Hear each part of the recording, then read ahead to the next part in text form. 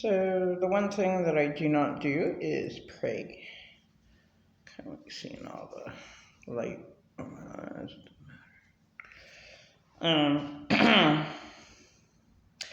Dearest Lord, Heavenly Almighty Father, please take away all of my negativity. Please take away the depression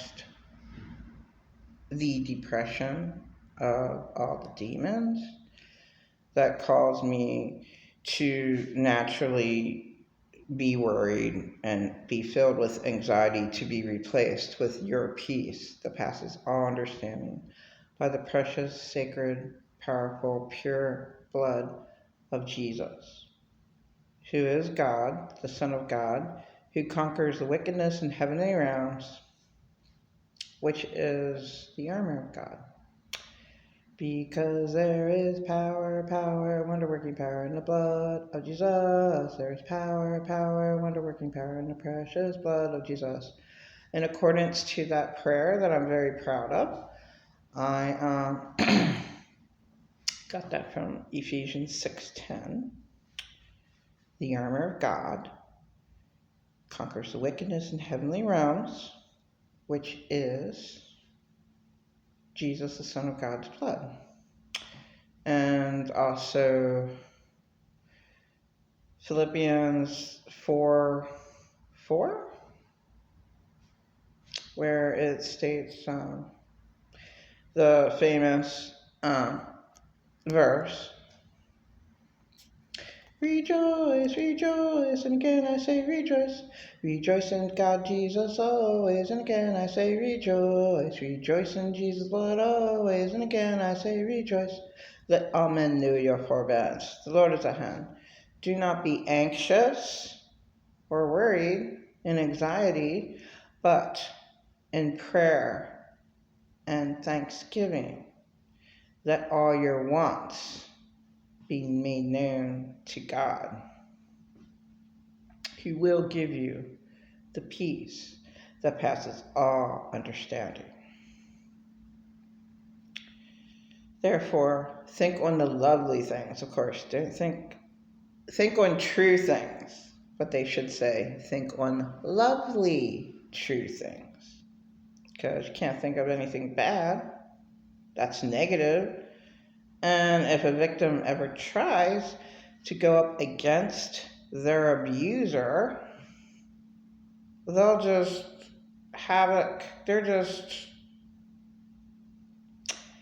create for themselves a whole bunch of hell that they never wanted to get into, because the abuser is completely insane in their denial, and they will never, ever, ever admit the horrific, demented,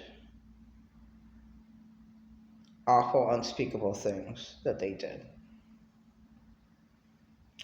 Think on true, lovely things. Think on noble things. Think on honorable things. Give praiseworthy to what should be praised. If a man works hard, which didn't happen too much during COVID, and that's not funny. If a man does not work hard, then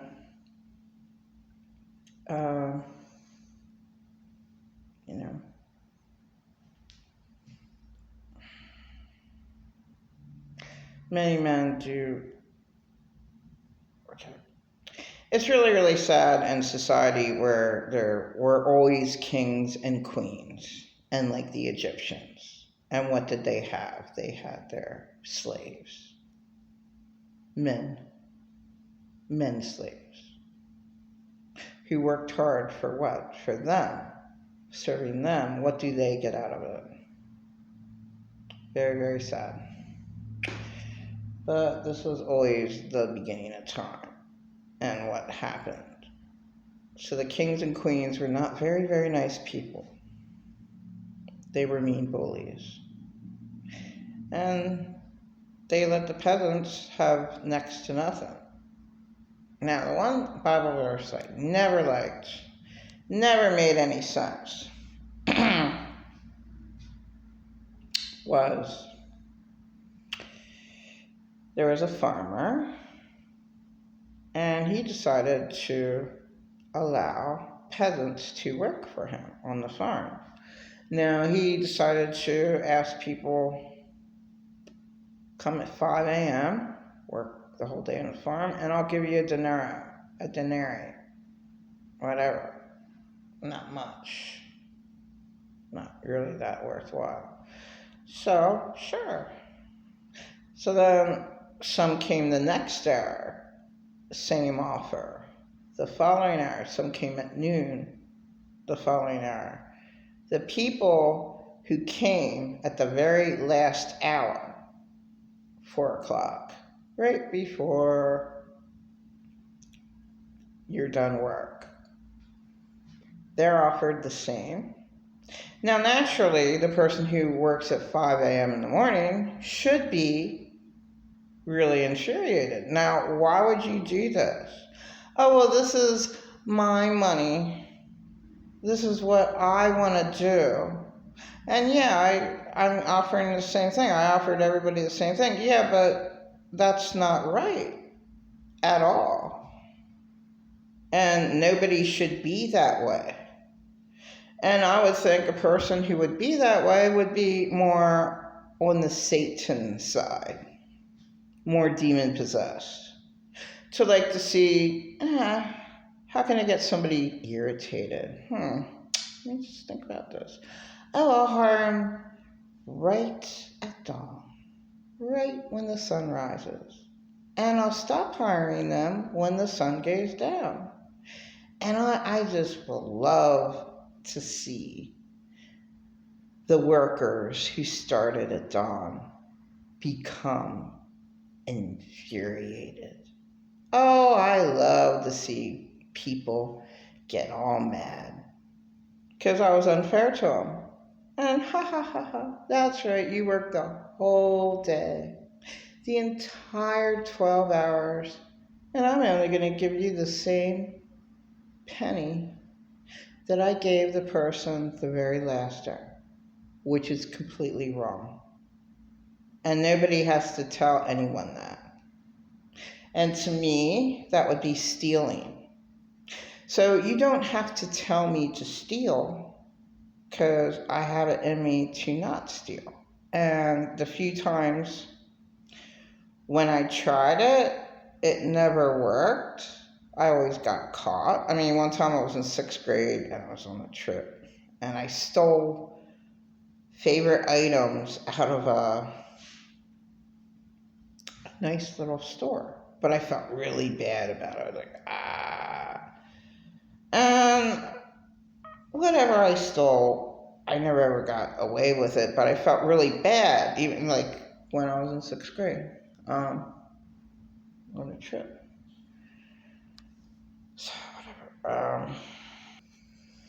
So definitely that story in the Bible is a story, but if it actually happened, maybe one of the workers who started working at dawn attacked the guy who was in charge of the farm, because that's a really mean thing to do.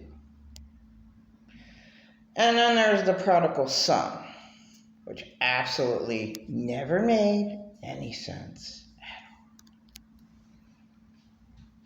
all. I think it was a totally made-up story, because think about it. Does anybody ever think? A dad gave his son, who asked for half of the inheritance. A father would never do that. What father has ever done that in the history of mankind? Was that one of the stories that there's the Council of Nicaea, the Vatican, the Roman Catholic Church? Is that one of those stories that they made up? Probably. So I'd like to know what father on earth would ever do that. Think, he has a big, huge farm, take care of it. Oh, I have sons. Okay, my sons will will take care of the farm. Equal. Oh, the one son wants half the inheritance. Oh, here you go. Sure. Oh, he goes out and spends it all and comes out back crying. Oh, I'm so glad that my son came to his senses and came back. Let me have a big, huge party for him. Now, that son should not have been infuriated. Think about it. Is that something that maybe Satan would do, or demons? Somebody bad? Would somebody bad do that? Think about that. Yeah. A meanie, a bully, meanie, controlling, insane abuser. I wonder if they had the word narcissist back then, but I never liked that word. Because narcs mean a snitch to me. So, just the worst person that you could possibly be. All about you, not thinking of anybody else but yourself. It doesn't make any sense. The prodigal son does not make any sense. And in my opinion, that would have never happened in the history of mankind. A serious, father. Oh, yeah, sure. Yeah, I'll give you half my inheritance early. Yeah, did that ever happen in history? And then Job, which is one of the biggest stories in the Bible. Also Adam and Eve, but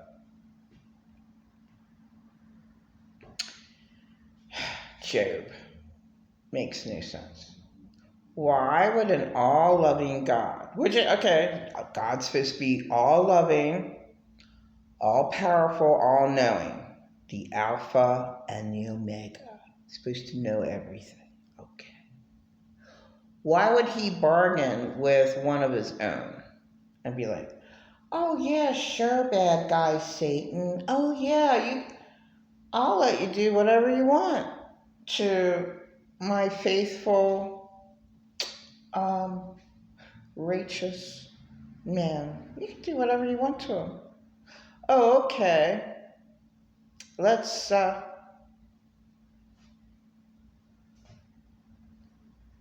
crush his mansion and kill his sons and daughters.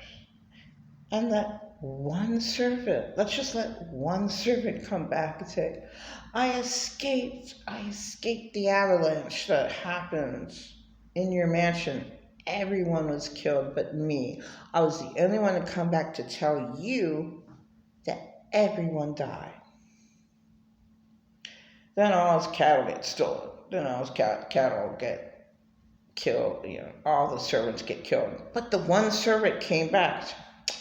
By the way, Job, all of your cattle got killed. All the servants got killed. But me, I'm the only one who came back to tell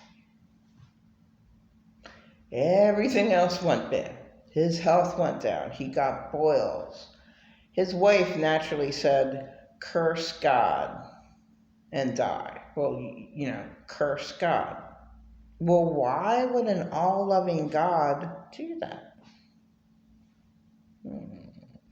But there was a man called Jesus, and he did die on the cross. In other parts, not the Bible. Not only in the Bible, but